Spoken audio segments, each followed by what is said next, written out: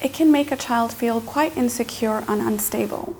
So what I tell parents is just try to keep a few things in mind when you are going through transitions. One, remember that change may happen in an instant, but transitions take a while. So be patient with your children and be patient with yourself.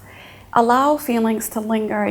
Just because you had something happen in a moment doesn't mean that those feelings should end or begin in that moment. So allow space for those feelings and allow them to linger as long as they need to.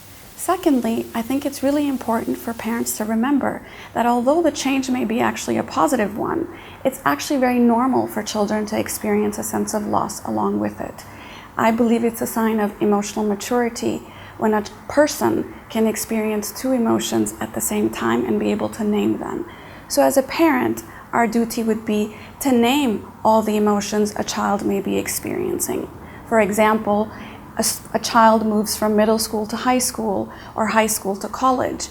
They might be experiencing a sense of loss, as well as a sense of excitement, and a sense of sadness, as well as a sense of hope.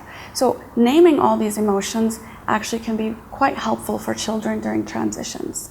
Lastly, I would remind parents, don't force your children out of a feeling.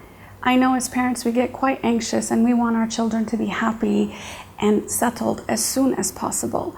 But reminding them of how good life is before they've processed all their feelings is actually not helpful for the child.